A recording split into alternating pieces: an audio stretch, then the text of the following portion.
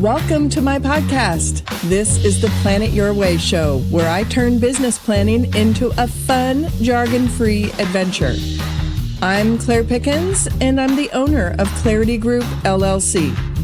The goal of this podcast is to make business planning approachable and enjoyable. And don't worry, I'm not here to bury you in buzzwords like synergy or scalability. This is a safe zone. By the end of this series, you'll have a business plan that fits your style and feels more like a roadmap than a homework assignment. What you can expect from this episode. Today, we're going to talk about the concept of I hired me. It's the most important hiring decision you'll ever make. In fact, I want you to imagine you're sitting across from yourself in an interview, and the question is, would you hire you?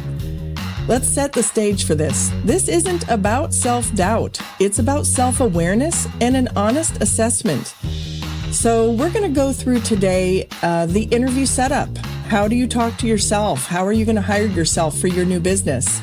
We're going to check in on your imposter syndrome. I'm going to give you some deep questions to ask yourself.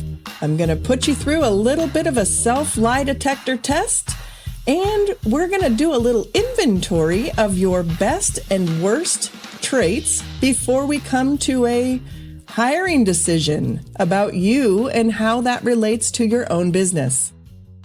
Step 1, let's set up your interview with yourself. But first, let's talk about why entrepreneurs skip this crucial step. I think there's just an assumption that if you have this business idea, that you are automatically the best person to lead the idea. And I'm not here to challenge that concept, but I am here to have you be a bit more self-aware about the traits you currently have and just take an honest inventory of those traits and your readiness to lead yourself and lead others through the execution of your business concept. And there's a big difference between confidence and competence. We're going to find out where you stand in that today. And we want to create this right environment for brutal honesty. This isn't about negative self-talk. This is about just telling the truth, not sugarcoating anything, no excuses. And honestly, you're not talking to somebody else here. You're sitting in the mirror to conduct this interview. This isn't about anybody else weighing in on your interview. This is you and you sitting with yourself, taking notes. I highly encourage getting out a journal for this process so you can write down the questions you're going to ask yourself and write down the notes for your answers. And why is this important? Because a lot of entrepreneurs jump straight into execution without evaluating if they're the right fit at that time. We often interview employees more thoroughly than we evaluate ourselves, and you don't want the cost of hiring the wrong person to be relative to you, mostly because it's going to be a lot harder to fire yourself, right? You're with this business for the life of the business. So it's important to be honest about where you are right now. And you may even possibly need to grow some skills or gain some knowledge to be able to be the right leader for your business vision. So now we've set up the interview. Go grab a notebook and start taking some notes on getting your interview started. Step 2. And I want to keep reiterating here that this is not about negative self-talk. So let's dive right into that concept and check in on your imposter syndrome. I'm sure you've already asked yourself, are you qualified for this job? The answer is likely a resounding yes. This process is about just asking yourself some key questions along the way. But I want to really differentiate between imposter syndrome and legitimate skill gaps. Imposter syndrome, it could be protecting you, but it also could be holding you back. So we're going to dive into some questions to ask yourself a little bit later in this podcast. But I want you to really think about a few questions here. And again, get your notebook out and write these down. What makes me think I can run this business? What experience do I actually have versus what I think I have? Where am I faking it until I make it? And where am I genuinely prepared? What would my past supervisors say about my readiness for this role? And let me put a giant asterisk on all of this. When I opened my first business, I actually had never personally managed a single unit of that type of business. I had been exposed to a lot of other management styles. I had been exposed to the systems, the processes, the economics, but I had personally not managed that type of environment yet, and I had never had direct reports yet at the time that I opened that business. And the reason I think that it's important for you to know that is that I was in a position where I knew that it needed to succeed. So it just became necessary for me to build those skills very quickly as I opened the business. And I wish I would have gone through this sort of self-interview process, not to beat myself up, but more to understand the types of skills I could have developed while the building was being built. I could have done some reading or some investigating or gotten a mentor in these areas, and that would have helped me tremendously. Instead, what I did is trip and stumble out of the gate a little bit as a leader. And I made some early mistakes with some of the first employees, not necessarily hiring mistakes, but just how I handled it when I took some of their actions very personally as a leader. And I think that there were lots of opportunities for me to have done a self-assessment and an interview and asked myself some of these hard questions so that I could look myself in the mirror and say, you know what? I think you need to get a couple of book recommendations or possibly maybe fit in a couple of courses and be honest with myself about the things that I really do truly need to learn along the way. You're not going to be 100% prepared. You can prepare yourself more, though, than doing nothing. So when I say imposter syndrome could be protecting you, it could be telling you that you have a gap in some legitimate skills that you need to develop. I mean, these could be things like not knowing how to work the software that you're about to implement at your business. These could be things like not knowing the human resources laws in your state. If you're finding yourself a little scared of those items and telling yourself like, "Whoa, I don't know if I'm qualified to do this," that's actually a healthy version of that. And that is you telling yourself, I need to gain some more skills. It doesn't mean you're not qualified overall. It just means you need to gain some more skills. Now, if you're actually pretty skilled and able to learn things across the board and you're just find yourself just being hard on yourself, that's the unhealthy version of imposter syndrome, where you're just kind of being negative with yourself. So be very aware of when that's happening. And, you know, overall, if you're an entrepreneur and you're willing to write your idea down, you're already a badass. So accept that about yourself and go through this self-interview process and just be really aware when you're turning real talk into negative self-talk.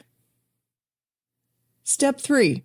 It's time to ask yourself some deep questions. And I hope you have that notebook out. You might want to pause here and give yourself some space to write down these questions. These are interview questions that you should not dodge as you approach opening your new business. And if you're writing the organization and management section of your plan, these are great questions to ask yourself as you're going through this portion. First, let's dig into your vision and leadership. Traditional interview question, right? Describe your leadership style and give specific examples. Well, I just told you that I actually did not have direct report experience before opening my business. What I did have were lots of casual instances of that. Maybe circumstances where a leader had to be chosen in a group and you're leading a small project within school or within a community project, even in volunteering. Use those examples to identify the traits that you have and then dig a little deeper. How do you handle conflict and difficult decisions? What's your plan when everything goes wrong? How do you motivate others when you're struggling yourself? We're going to dig into those two a little bit more later because you'll have to have some solutions to those as you think about planning your business. Next, let's dig into your skills and competence. What are your top 3 strengths that make you irreplaceable in this role? What skills do you lack that could sink this business? How do you plan to fill those gaps? And what's your learning style and how quickly can you adapt? Those questions are Entrepreneurialism 101. The adaptation ability, the understanding of where your strengths and weaknesses are and how that can either help or hurt the business are pretty crucial to running your business. And if you're in the planning stage, you're at exactly the right time to ask yourself these hard questions. If you're in the business is already open stage and there's some things that just aren't going quite right, you might need to look in the mirror on those things and not to be mean to yourself or hard on yourself, but just to ask those questions and give some honest answers. Next, let's talk about your character and resilience. Tell me about a time you failed and what did you learn? How do you handle stress and pressure? What's your relationship with money and risk? How do you make decisions when you don't have all the information? And I know when you're answering these questions in a traditional interview setting for somebody else, there's a propensity to kind of inflate the answer to make sure that you get the job.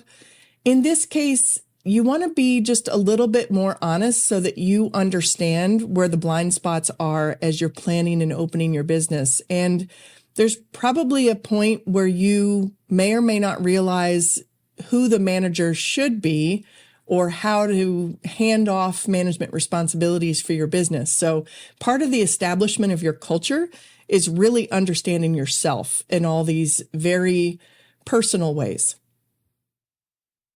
Step 4, and this one is going to feel a little vulnerable. This is the human lie detector test, and this is where you're going to catch some BS in your own interview. Hey, if you have a partner here that you're going into business with, this is a good chance to pause, and you might want to consider doing this interview of each other after you do the interview of yourself, because yourself is the most important person to do this interview with. But you also need to do this interview with your potential business partner. This can be particularly touchy if it's a relational business partner, like a husband or a wife or a boyfriend or a girlfriend.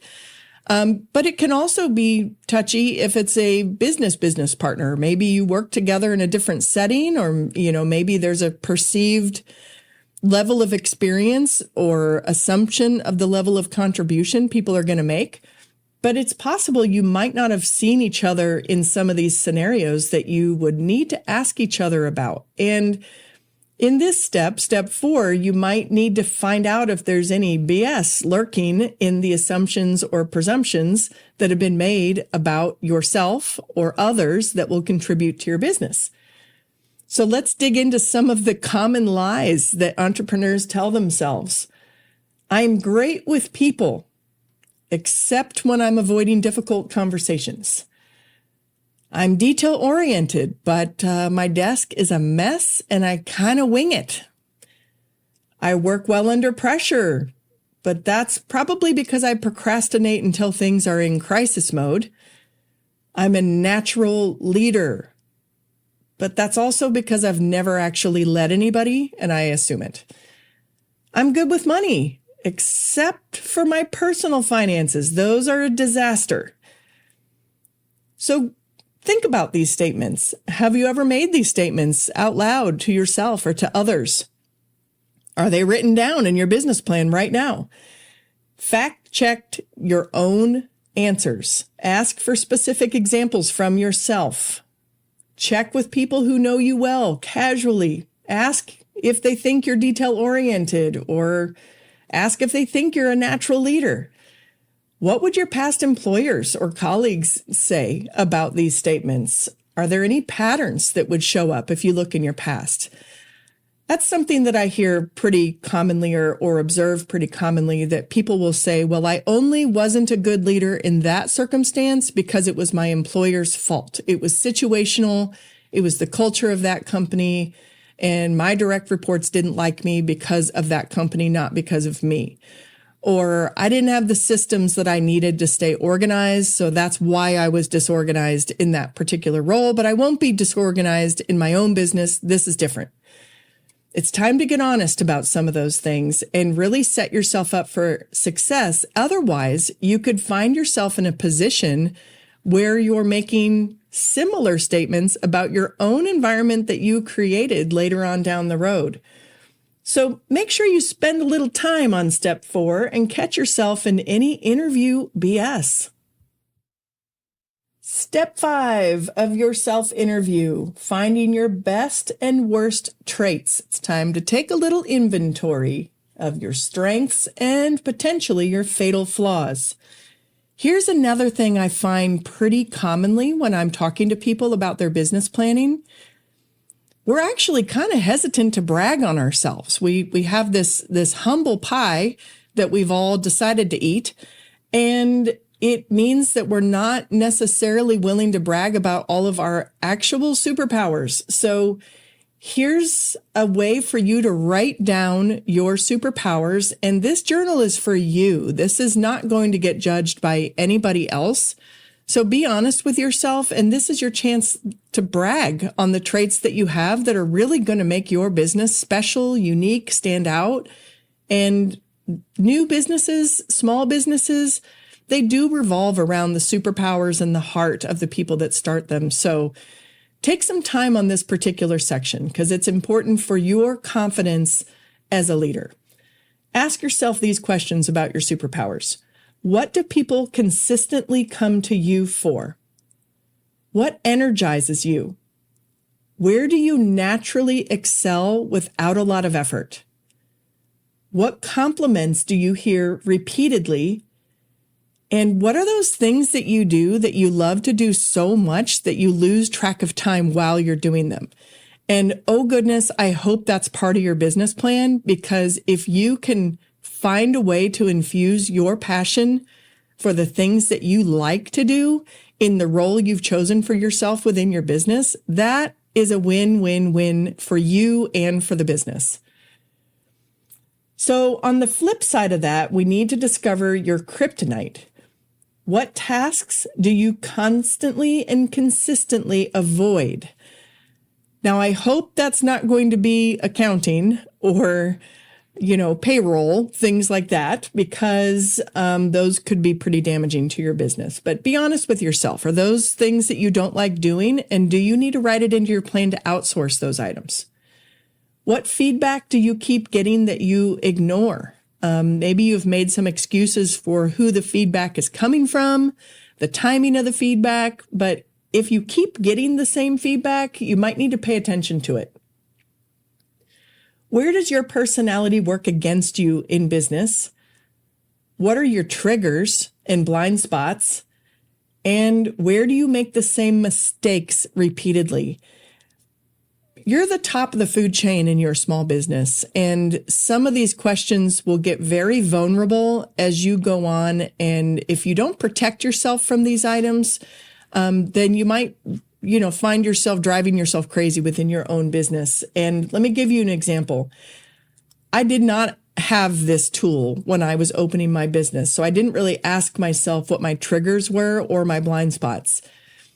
It turns out, and this was a choice that I made to put my office at the front of the building, very near the front desk, which was situationally a very good choice because I got to hear a ton of customer feedback and how the front desk was handling that feedback. It gave me a lot of opportunity to train in the moment. It told me everything I needed to know about my processes and how to make them more efficient. That's all great, right? I found out, though, that I'm fairly triggered by constant noise and just the sound of the phones and customers always talking and the ability for people to poke into my office all the time. it actually started to break me down, and I ended up having to find a way to cope and escape from it every once in a while. And my coping and escaping became going to the back of the building and cleaning something, because that was a kind of an isolated experience where I could put some headphones in and block out the rest of the world. So think about even little things like that. That might seem like a little thing, but when you're running the business and you feel trapped, you need to find a way to escape from those triggers and escape from the trap, because it's not something you can necessarily just kind of quit easily and walk away from. You need to find a way for it to work with you and for you and not against you. So be honest with yourself in this section. Don't assume that you'll be able to tolerate things that you currently are not able to tolerate. And here's the compatibility test. This is really important. Find out where your strengths match the business and what your business actually needs. Can you delegate or develop around your weaknesses? I mentioned outsourcing earlier. That's a great way to do that. Or can you hire somebody that has that skill or likes to do those things? What are your fatal flaws? Any deal breakers for this specific venture? And what's the gap between who you are and what your business needs?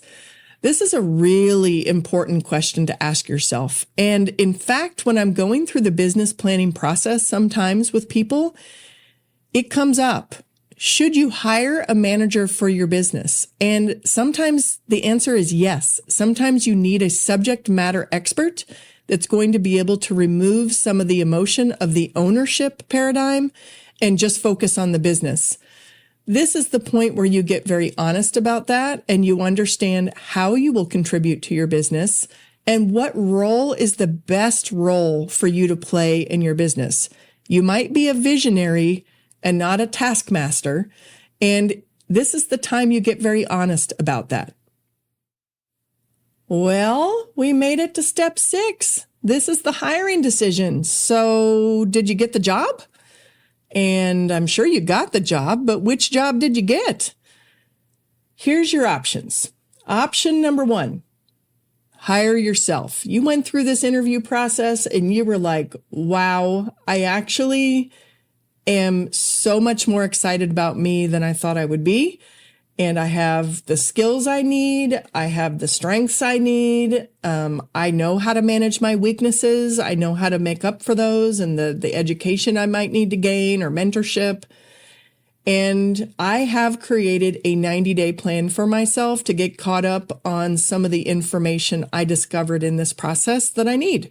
So yeah, let's do this. Let's go forward. And you're hired. I hired me. Option number 2. You don't hire yourself yet. You might have recognized during this process that you have some critical skill gaps that can't be quickly filled. Maybe you have some personality traits that conflict with what the business needs. Maybe you're possibly not ready for the level of responsibility that's written into your business plan or the pressure that that's going to create in your life. And maybe you're just not quite ready to develop a full plan to become hire ready. You want to think about it a little bit more before you proceed forward. I think this option number 2 is most applicable in partnership situations where you start to get a little bit real about what the pressure might do to that relationship and how everybody's going to handle it when it's good times and bad times, and also the skill gaps that might exist, right? Because when you're in a partnership situation, there is an expectation that all the partners are also receiving some compensation. And will you be able to afford it if you have to hire a manager in addition to the partners in this situation? So option number 2 might just mean, let's hit the pause. Let's hit the pause button for a second. Let's really think about where we are, what the best next step is, and then we're going to work towards developing that solid plan, a 90-day plan where we can get hire ready. Option number 3 is a conditional hire. So maybe you discovered through this that you have a good amount of the skills, and maybe some of your skills need some development. Maybe you need a specific type of team member or a specific type of partner. Like I mentioned earlier, maybe you recognize through this that you're more of a visionary than you are a day-to-day manager or a task manager. So maybe you start the business conditionally hiring yourself and you just kind of see how it goes. And you give yourself that probationary period, so to speak, and build that right into your plan, that you might already recognize that while you are absolutely capable of launching the business, that you might not actually be the right person to grow the business. And I know that sounds kind of brutal, like a lot of brutal honesty to have with yourself, but it's actually protecting yourself and your investment, because you're going to hire yourself in the right capacity. You might be the chief culture officer. You might be the chief innovation officer, but that doesn't mean you're the right chief operating officer. It might not mean you're the right chief financial officer or the chief human resources officer. Like, there's a lot of nuance to all the things that come with being an entrepreneur. And there's absolutely no shame in identifying where you're the best fit and maybe not the best fit. And you just need to build it right into your plan, into your pricing, into your revenue model to be able to have the people in your business that will make it the most successful. You don't actually have to wear all the hats. That is a fallacy. And sometimes it's a dangerous fallacy that people make themselves believe about their business. You need to be in the role that works best for you and works best for your business. You don't have to be something that you're not. You made it through the interview. Congratulations. I'd like to wrap up this topic by giving you some key takeaways and some action items and maybe a bonus challenge. The most successful entrepreneurs are the most self-aware ones. This process has nothing to do with being perfect. It's about being honest and prepared. And self-awareness leads to better decisions and stronger businesses. Here's your homework. Here's your action steps. Actually conduct this interview with yourself this week. Don't delay. While it's fresh on your mind, get this done. Get a journal, write down the questions, pause this podcast at different stages, and go through this interview process with yourself. Write down your answers. You're not just going to think through these. This is not a casual process. This is getting serious about you. You understanding you and how you contribute to your business is more important than your overall business plan. Your whole organization and management section hinges around how you see your contribution to the business. And I want you to be specific about what you write down, not just generalized terms. Don't have AI summarize who you are. Write down some specific examples of when you did really well, the traits you have, and maybe some times that you tripped and fell, and how did you get back up from those moments, and how are you going to get back up within your own business? Here's your bonus challenge. Do you have that good friend that's willing to interview you and be honest with you and have a little bit of fun with this? This doesn't need to be all super duper serious. You can have a little bit of fun and cherry pick some of these questions for different people to ask you. They don't have to go through the whole list. So that's your bonus. Have somebody else interview you and see how you answer these questions. And then compare their assessment with your self-assessment to see a different perspective. Maybe through that process, you find some different gaps, or I think what you'll find is that they're willing to call out your superpowers a little bit more than you are, which is super duper common. So let them do that, because that is a great part of your confidence to build towards your understanding of your competence to run this business. And through this, you might also find some blind spots, some things that you need to work on.